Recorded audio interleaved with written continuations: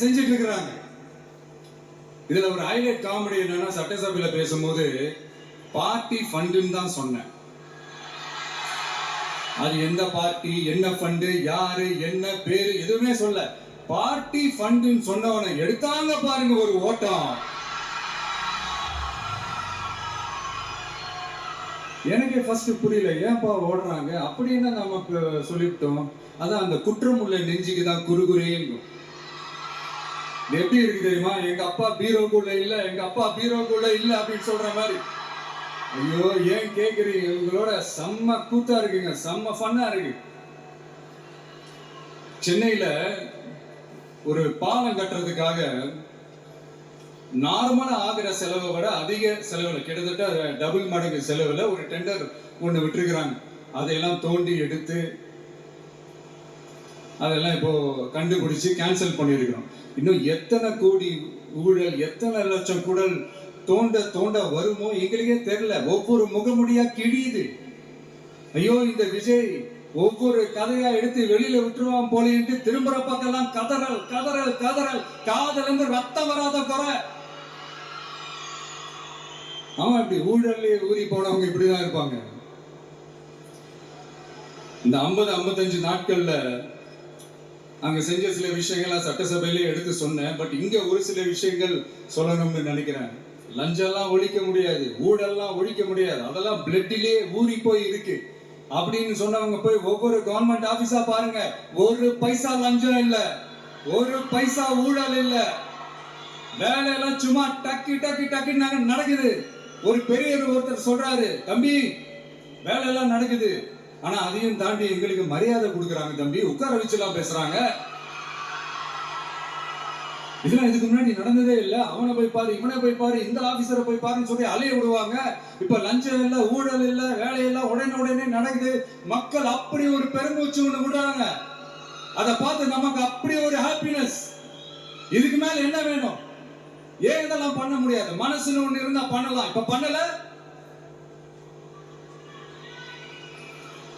அதே மாதிரி இந்த L&T நிறுவனத்தோட 18,600 crore 3 திட்டங்கள் அந்த ஒப்பந்தம், அந்த கையெழுத்து போட்டிருக்கிறோம்.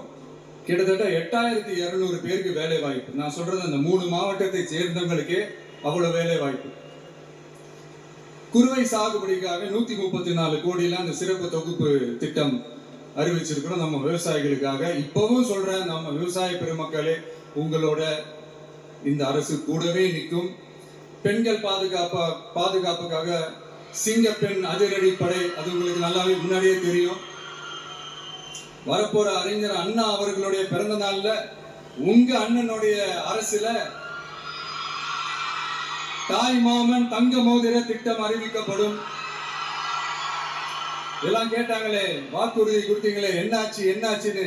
இந்த தீய சக்தி மாதிரி ரியல் தாய் மாமன் எல்லாம் கிடையாது, ரியல் தாய் மாமன். எப்படி? ரியல் தாய் மாமன்.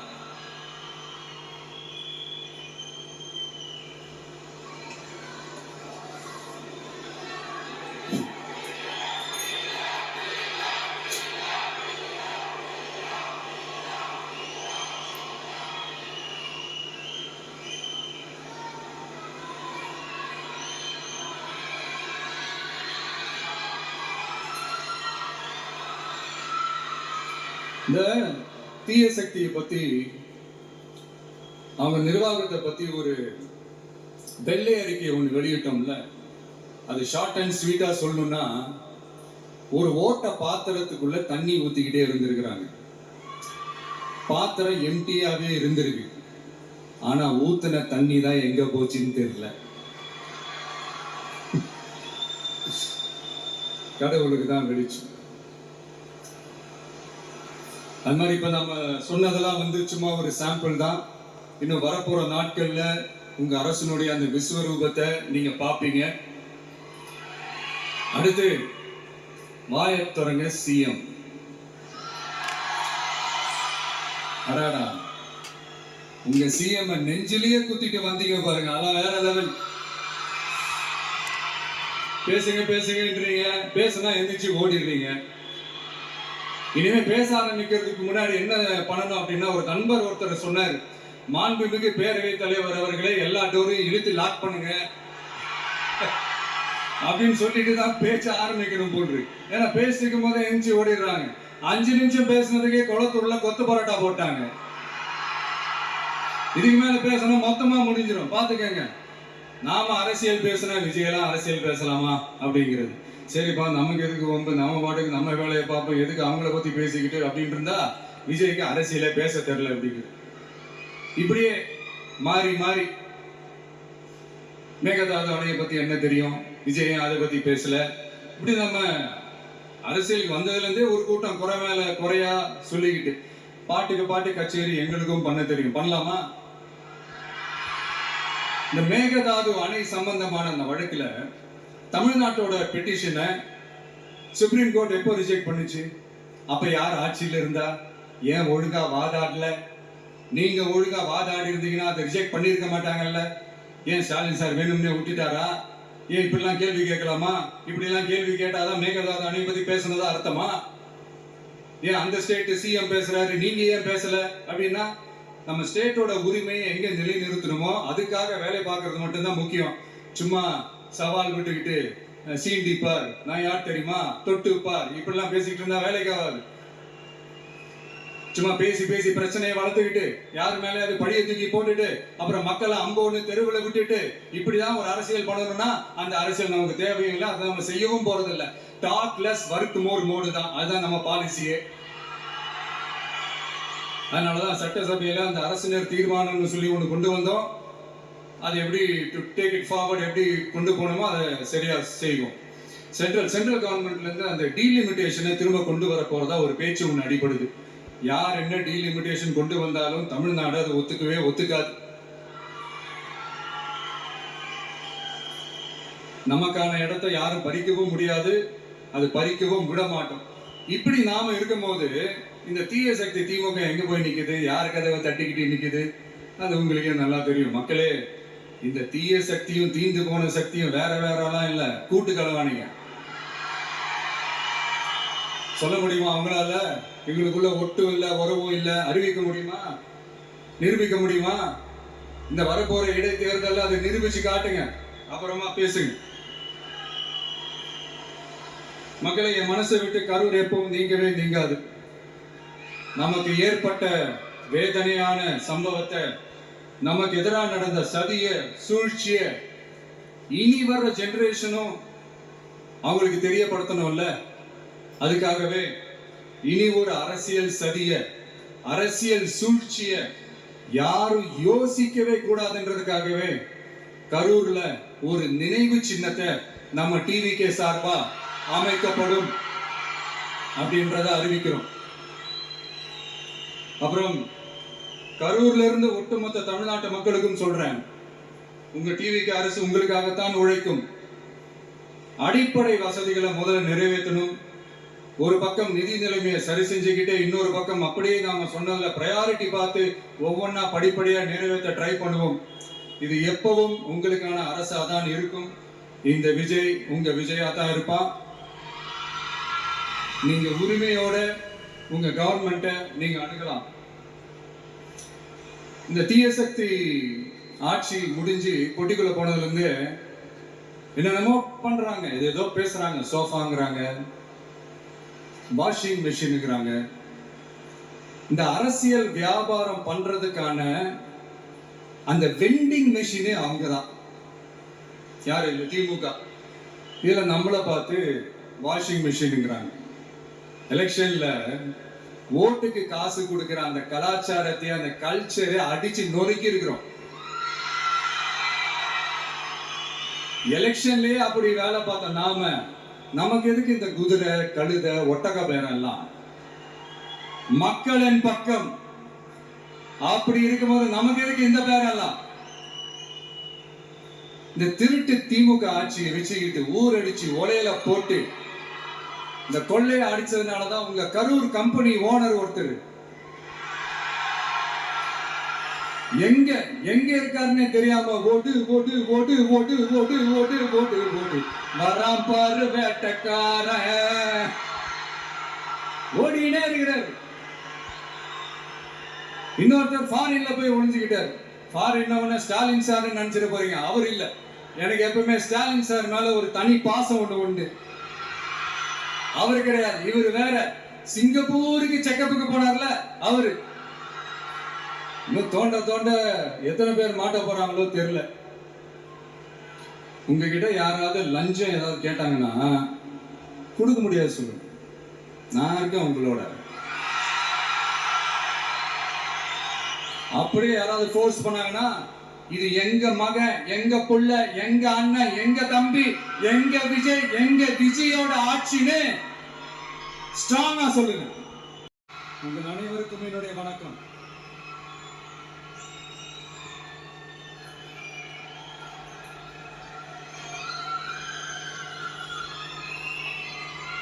ஒரு மனுஷன் லைஃப்ல எவ்வளவு பெரிய ஒரு உயரத்துக்கு போனாலும்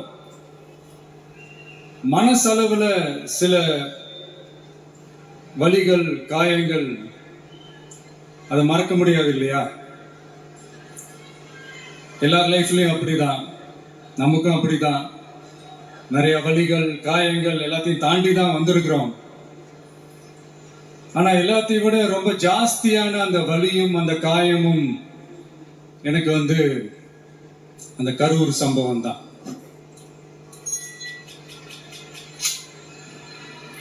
மக்களை சந்திக்கிறதுக்காக, மக்களை சந்திக்கணும், மக்கள் பிரச்சனைகளை எடுத்து பேசணும். அதுக்காக தான் அந்த மக்கள் சந்திப்பு பயணத்தை தொடங்கி திருச்சி, அரியலூர், நாகப்பட்டினம், திருவாரூர், நாமக்கல், கரூர் அப்படின்னு சொல்லிட்டு போயிட்டு இருந்தோம். அரியலூர்ல அந்த மீட்டிங் முடிச்சுட்டு பெரம்பலூர் போறதுக்கு முன்னாடி அந்த பெரம்பலூர் போலீஸ் எங்களை அலர்ட் பண்ணாங்க. சரிங்க, கூட்டம் கொஞ்சம் ஜாஸ்தியா இருக்கு, லேட் ஆயிடுச்சு, வராதீங்க அப்படின்ட்டு. So we have no choice. Police சொன்னா நம்ம அதை ஒபே பண்ணி தானே ஆகணும். அதே நேரத்தில் பெரம்பலூர் மக்களோட அந்த சேஃப்டியும் மைண்ட்ல எடுத்துக்கிட்டு ஒரு மன வலியோடவே திரும்ப போயிட்டோம். அதுக்கப்புறம் பெரம்பலூர் தொகுதி மக்களுக்கு மன்னிப்பும் கேட்டோம். அதே மாதிரி நாமக்கல் அந்த மீட்டிங் முடிச்சுட்டு கரூர் வரும்போது அந்த கரூர் போலீஸ் எங்களை அலர்ட் பண்ணிருக்கலாம்ல.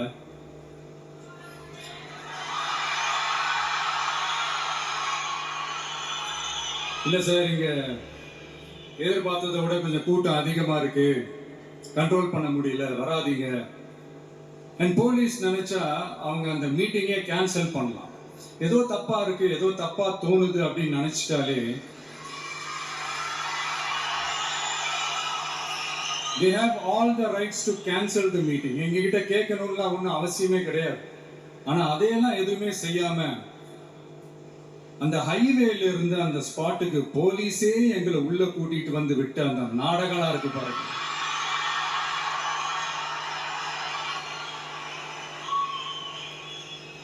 நம்பிட்டேங்க, முழுசா நம்பிட்டேன். அன்னைக்கு இருந்த அந்த கரூர் போலீஸ் பேசும்போது தேங்க்ஸ்லாம் சொன்னேன் அவங்களுக்கு. எனக்கு தெரியாது இப்படி ஒரு நாடகம் நடக்கும். இதுக்கெல்லாம் யார் காரணம்? இதெல்லாம் யார் சொல்லி செஞ்சது?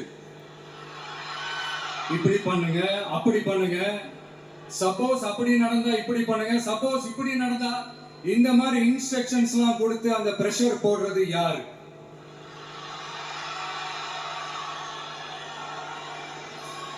அந்த சம்பவத்துல நம்ம யாரெல்லாம் இழந்திருக்கோம் தெரியுமா? ஒரு டிவில என் படமோ பாட்டோ வந்துச்சுன்னா, அம்மா விஜய் மாமா, அம்மா விஜய் மாமா அப்படின்னு சொல்லி அவங்க அம்மா கிட்ட சிரிச்சுக்கிட்டு அந்த டிவி ஸ்கிரீனை போய் தொட்டு முத்தம் கொடுத்துக்கிட்டு என் அக்கா தங்கச்சிங்களோட தங்க பிள்ளைகளை இழந்திருக்கோம்யா. மழலை கூட சரியா வராதப்போ ஒரு பேப்பர் மேகசின்ல என் போட்டோவை பார்த்தா அதை சிரிச்சுக்கிட்டு அந்த கள்ளங்கவடம் இல்லாத அந்த சிரிப்பு, அந்த கடவுள் மாதிரி இருக்கிற அந்த பச்சை பிள்ளைங்களை இழந்திருக்கோம்யா. என் அக்கா தங்கச்சி அண்ணன் தம்பி குடும்ப உறவுகளை இழந்து அந்த வலியோட இருக்கிற என்ன நீங்க ஏளனமா பேசுறீங்களா? ஏன் மேல பழிய தூக்கி போடுறீங்களா? இப்படி ஒரு சம்பவம் நடந்துருச்சு.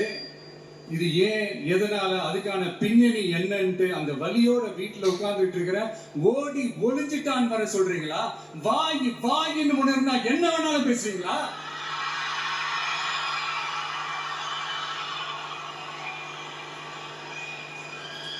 மக்களே, நான் உங்களையே கேட்கிறேன், அன்னைக்கு அத்தனை கிரௌட் இருந்துச்சு, அந்த கிரௌடுக்கு தகுந்த மாதிரி போலீஸ் பாதுகாப்பு கொடுத்தாங்களா? இந்த இடத்தை எடுத்துக்க சொல்லி நாங்க தான் சொன்னோம்னு ஒரு போலீஸ் ஆபீசர் பேட்டி கொடுக்கிறாரு, அதுக்கு என்ன அர்த்தம்? இவ்வளவு வலி, இவ்வளவு காயங்கள் கொடுத்துட்டு பழிய தூக்கி நம்ம மேல போட்டுட்டு அதுல ஒரு அரசியல் ஆதாயம் தேடுறீங்களேயா? இதுல வாய் கூசாம சட்டசபையில ஸ்டாலின் சார் நம்ம மேல திருப்பி விட்டு அங்க ஒரு அரசியல் சேராரு, அதுக்கு என்ன அர்த்தம்? நமக்காக வந்திருக்கிற மக்களை காக்க வைக்கிறதுக்கு நான் ஒன்னும் ஆதாயம் தேடுற அரசியல்வாதி எல்லாம் கிடையாது. மக்களுக்காக அரசியலுக்கு வந்தவன் இந்த விஜய். எனக்காக எல்லாமும் கொடுத்த என் மக்களுக்காக எல்லாத்தையும் விட்டுட்டு மக்களுக்காக மட்டுமே அரசியலுக்கு வந்தவன் இந்த விஜய். அவங்களுக்காக நன்றி கடன் செலுத்துறதுக்காக மட்டுமே அரசியலுக்கு வந்தவன் இந்த விஜய். உங்களுக்கு தான் இந்த விஜயை பத்தி நல்லா தெரியுமே.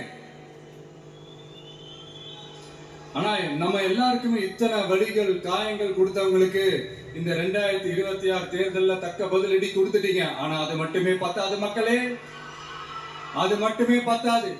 காலகாலத்துக்கும் எழுந்திருக்கவே முடியாத அளவுக்கு நிரந்தரமான ஒரு பதிலடியை நீங்க கொடுத்துக்கிட்டே இருக்கணும்.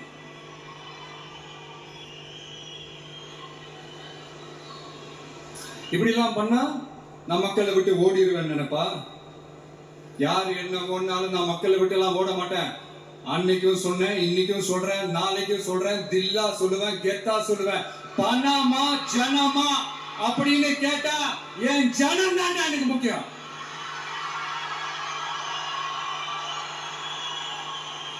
மக்களே, உங்களை விட எனக்கு இந்த காசு பணம் முக்கியமா என்ன?